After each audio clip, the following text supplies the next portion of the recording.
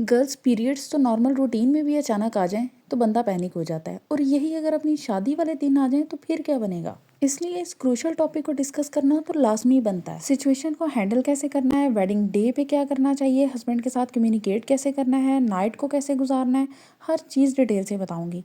तो सबसे पहले तो गर्ल्स आपने करना है एक इम्पॉसिबल काम, पैनिक नहीं होना। जिंदगी में जब भी कोई अनएक्सपेक्टेड चीज़ हो जाए ना, तो पैनिक होकर टेंशन लेने से कुछ भी नहीं होता। Calm down. जिंदगी में तो बड़ा कुछ हो जाता है, ये तो फिर सिर्फ पीरियड्स हैं। चीज़ों को हैंडल करना सीखो, थोड़ा मेच्योरिटी से काम लो, समझदार हो जाओ। सिर्फ टेंशन लेने से और देने से बात नहीं बनती। इसलिए अपने आप को पहले से प्रिपेयर रखो कि पीरियड्स किसी भी वजह से या तो पहले आ सकते हैं या फिर डिले हो सकते हैं, क्योंकि स्ट्रेसफुल सिचुएशन होती है और बहुत ओवरवर्कड होता है बंदा, ओवर एग्जॉस्टेड होता है, जिसकी वजह से ना पीरियड्स का साइकिल डिस्टर्ब हो जाता है। इसलिए जहाँ आपने अपने पास बहुत सारी चीज़ें रखनी है ना ब्राइडल क्लच में, वहाँ पीरियड पैंटीज और टिश्यूज लाजमी रखना, और एक हैंड सैनिटाइजर, ताकि इमरजेंसी की सिचुएशन में आप बाथरूम जाके चेंज कर सको, या फिर अगर पीरियड्स पहले से नहीं हुए हुए तो आप फौरी तौर पे अपने आप को रेडी कर सको। गर्ल्स जो लोग अपने आप को किसी भी तरह की सिचुएशन के लिए पहले से तैयार करके रखते हैं ना, उन्हें यकीन करें कोई टेंशन नहीं होती, और वो हर चीज़ के लिए मेंटली प्रिपेयर्ड होते हैं। तो आप कोशिश करो कि इस तरह की सिचुएशंस को पहले से ही अंडरस्टैंड करके उनके अकॉर्डिंग चला करो, ताकि आपको उस वक्त परेशानी ना हो। इन वीडियोस को बनाने का मकसद ये है कि आप हर तरह की सिचुएशन को सोच समझ के लेके चलो। ब्राइडल क्लच में और वेडिंग नाइट एसेंशियल्स बैग में क्या क्या चीज़ें होनी चाहिए, उसके ऊपर डिटेल्ड वीडियो ऑलरेडी बना चुकी हूँ, उसका लिंक डिस्क्रिप्शन बॉक्स में डाल दूंगी। फिर इसके बाद आपने कोशिश करनी है कि मेंस्ट्रुअल कप रखो। मेंस्ट्रुअल कप यूज़ करो वेडिंग डेज़ में, क्योंकि वेडिंग डेज़ में ना चूँकि आपका लहंगा बहुत हैवी होता है और आपने इतनी सारी चीज़ें वेयर की होती हैं, अंडर स्कर्ट वेयर की होती है, ऐसी सिचुएशन में पैड्स को मैनेज करना बहुत डिफिकल्ट हो जाता है, और मेंस्ट्रुअल कप बहुत ईजी रहता है। लेकिन अगर आप किसी वजह से मेंस्ट्रुअल कप के साथ कंफर्टेबल नहीं फील करती, तब आप पीरियड पैंटी बाय करें। एटलीस्ट वेडिंग डे के लिए तो पीरियड पैंटीज ले लेना, ताकि आपको पैड के झंझट में ना पड़ना पड़े। क्योंकि जब आपने काफ़ी घंटों के लिए एक ही जगह पे बैठना है ना, और आप अनईजी होते हो, आप सबके सामने अपनी पोजीशन को ठीक नहीं कर सकते, आप अपने पैड की पोजीशन को ठीक नहीं कर सकते, तो तब उसके लीक होने के चांसेस बहुत ज़्यादा होते हैं। ऑन द अदर हैंड अगर आप पीरियड पैंटी वेयर कर लेते हो तो उसने लीक भी नहीं होना, 4-5 घंटे तो बिल्कुल कहीं भी नहीं जाएगी, और आम रूटीन में भी इकोनॉमिकल है, जहाँ पे आपने हर महीने पैड्स परचेज करने हैं, और पैड्स आजकल कितने महंगे हो गए हैं, वहीं पे आप 2-3 पीरियड पैंटीज लेके रख लो, और उन्हें बस जब आपके पीरियड्स खत्म हो उन्हें अच्छे से वॉश कर लिया, उनको सनलाइट में ड्राई कर लिया, एयर आउट कर लिया, वो बिल्कुल नई जैसी हो जाती हैं। तो पीरियड पैंटीज आपके लिए बहुत इकोनॉमिकल भी हैं। वीडियो टोटली नॉन स्पॉन्सर्ड है, क्योंकि मैंने किसी ब्रांड को तो स्पेसिफिकली मेंशन नहीं ना किया कि आप इस ब्रांड की पीरियड पैंटीज परचेज करें। मैं सिर्फ आपको वो चीज़ें बता रही हूँ जो आपके फ़ायदे में है। लेकिन अगर ये दोनों काम नहीं करने ना, तो फिर पैड को तो बिल्कुल भी ना यूज़ करना, वो तो हर सूरत लीक हो जाएगा। उसकी बजाय आप पैम्पर पैड यूज़ करना। यूजली पैड्स की थिकनेस इतनी कम होती है कि वो हैवी फ्लो में बिल्कुल भी सूटेबल नहीं होते।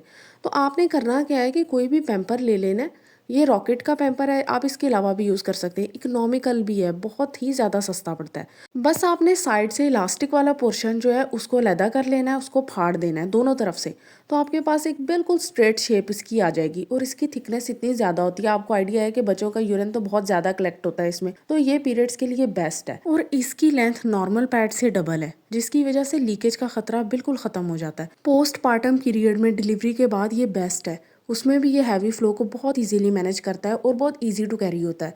कीमत में भी ये नॉर्मल पैड्स की निस्बत 3 गुना सस्ता पड़ता है। आप अगर एक पैकेट ले लेंगे जंबो साइज तो ये पूरा साल चलेगा। और कोई भी आप अपनी प्रेफरेबल ब्रांड यूज़ कर सकती हैं, ये कोई भी स्पेसिफाइड नहीं है। तो अब मैं आपको बताऊंगी कि इसको स्टिक कैसे करना है।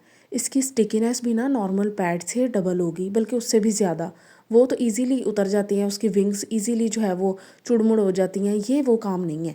आपने बस करना क्या है, डबल साइडेड टिश्यू टेप ले लेनी है। ये जो टिश्यू टेप है इसको आपने इस पर स्टिक कर देना है, जितनी भी आपकी प्रेफरेबल लेंथ है।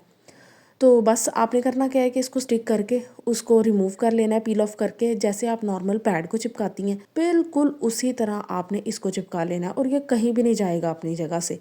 एक मैं बात बताती चलूँ कि मंथ में कोई भी डे स्पेसिफाई कर लें, उस दिन आपने अपने पैड्स तैयार करने हैं, और वो बस पैड्स तैयार करके आपने रख लेने हैं। ये ऐसा नहीं है कि आपने हर दफ़ा जब भी आपने पैड यूज़ करना है तो सारा प्रोसीजर रिपीट करना है, क्योंकि आजकल छोटी छोटी बच्चियों को irregular periods, heavy flow, staining, leakage, इस तरह के काफ़ी ज़्यादा प्रॉब्लम्स फेस करने पड़ रहे हैं। I am a doctor by profession, इसलिए इस चीज़ को भी कंसिडर करते हुए मैं आपके साथ हमेशा बेस्ट पॉसिबल चीज़ जो है वही शेयर करती होती हूँ। अब देख लें, इसकी लुक कुछ इस तरह से आएगी जैसे अडल्ट डायपर होता है। गर्ल्स ये पूरा क्लिप मैंने अपनी एक प्रीवियस वीडियो में से निकाल के ऐड किया था, ताकि आपको कोई प्रॉब्लम ना हो और आप इजीली सीख जाएं। फिर इस चीज़ का इंतज़ार बिल्कुल भी ना करना कि जब पूरा फंक्शन ख़त्म होगा तब मैं बेड देखूंगी और उसको चेंज करूंगी। इस सोच से आप खुद मुसीबत को दावत देंगी। इसलिए एक तो आपने जब आपका मेकअप होने लगेगा उससे पहले आपने चेक एंड बैलेंस रखना है, और दूसरा जब आपकी बारात की एंट्री होगी तब आपने एक दफ़ा जाके देख लेना है, क्योंकि उसके बाद आपके ब्राइडल शूट्स वगैरह स्टार्ट हो जाते हैं, फिर आप इधर उधर नहीं निकल सकते। तीसरा चेक ब्राइडल शूट से फ्री होने के बाद और स्टेज पे जाने से पहले करना है।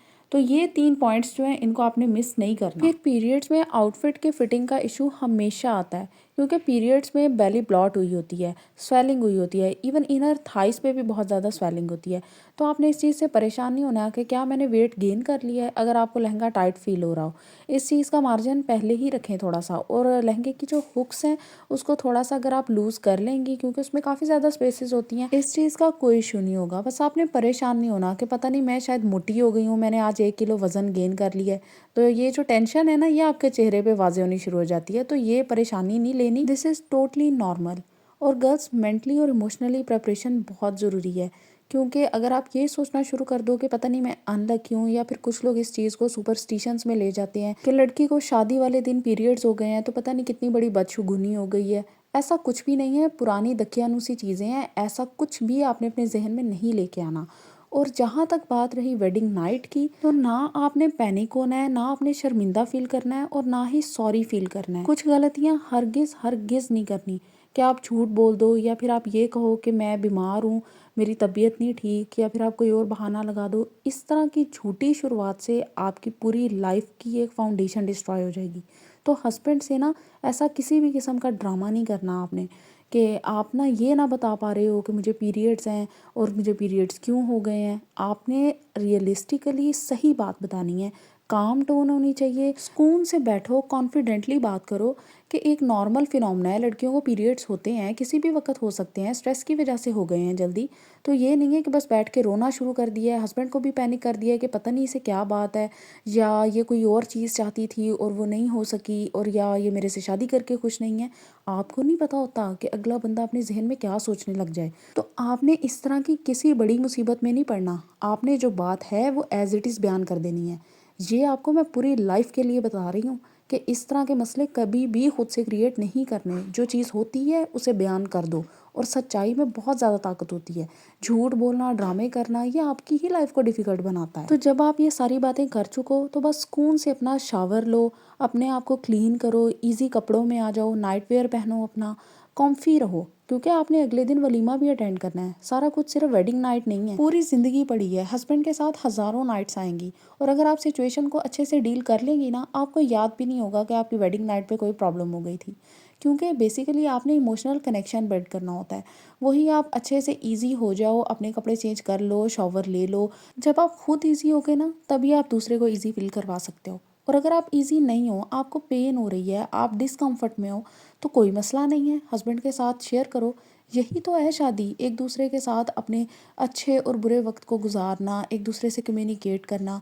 उसको बताओ कि मुझे इस चीज़ की ज़रूरत है, वो आपके लिए वो चीज़ प्रोवाइड करने की कोशिश करे, क्योंकि इवेंचुअली आपका हस्बैंड आपका प्रोवाइडर ही है ना। तो जब ये सारी चीज़ें सेटल डाउन हो जाएं, आप थोड़ा ईजी हो जाओ, फिर बैठो, एक दूसरे से बातें करो। यही मैरिज है, और इसी में ही खूबसूरती है। यही चीज़ें हैं जो इंसान को याद रहती हैं, बाकी हर चीज़ वक्ती है। तो अगर आपको वीडियो पसंद आई हो, चैनल को लाजमी सब्सक्राइब करें, और अपनी सारी फ्रेंड्स के साथ जिन जिन की शादी होने वाली है उन सब के साथ इस वीडियो को शेयर करें, क्योंकि ये वो सिचुएशन है जिस पे कोई भी लड़की आ सकती है और काफ़ी पैनिक हो सकती है। तो इसलिए ना एक दूसरे की हेल्प किया करें। Thank you.